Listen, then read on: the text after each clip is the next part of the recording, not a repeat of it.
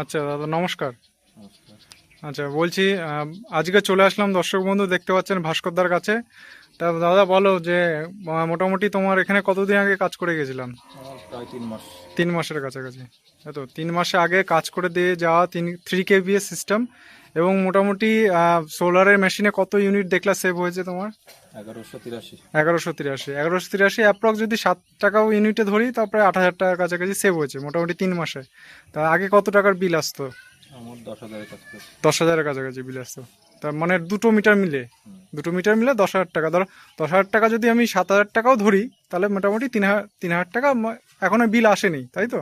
এখনো বিল আসেনি, আরও কতদিন পরে বিল আসে সেটাও দেখা যাক।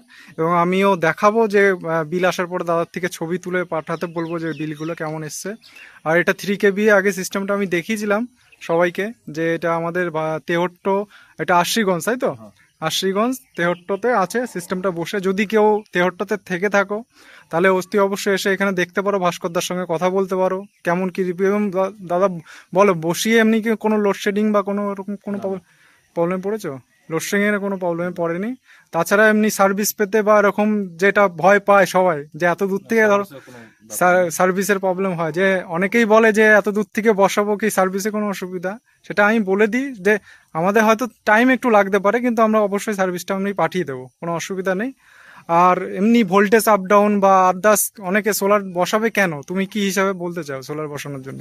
সোলার হিসাবে আমার তো টোটাল অল টাইমে বেশিরভাগ টাইমে মেন সুইচ নামানো থাকে। হ্যাঁ। হ্যাঁ, আমার লোড চলে সকল সময়তে। আচ্ছা। তবুও আমাকে রাত্রে মেন সুইচ করতে হয় না। কিছুদিন আগে যে ৭ দিন ৮ দিন যে মেঘলা ছিল, বৃষ্টি ছিল। বৃষ্টি ছিল, কোনো কোনো সময় কোনো দিন হয়তো ৪টের সময়তে এসে একবার এমসিবি মেন লাইন দিতে হয়েছে। আচ্ছা। কোনো সময়তে ৩টের পরে এরকম টাইমে হয়তো দিতে হয়েছে, আচ্ছা, ৩টে এমনি থেকে ৬টা। মেঘলা ওয়েদারে কি কাজ করেছে হ্যাঁ, সোলার কাজ প্লেট? করেছে। আচ্ছা। এটা দেখতে পাচ্ছেন, এগুলো হচ্ছে মনো হাফ কাটের প্লেট, ঠিক আছে? 550-এর প্লেট আছে লুম সোলারের। তাই এইটার ভিডিও পুরোপুরি আমাদের ইউটিউব চ্যানেলে আছে। এছাড়াও ইউনিট কত কি আছে মেশিনে আমি ডিটেলসটা দেখাবো।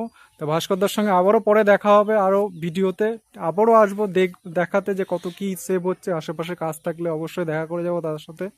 তো যাই হোক দর্শক বন্ধু, আজকের মতন এখানেই। নমস্কার দাদা, নমস্কার। আর তাহলে রাখলাম, হ্যাঁ।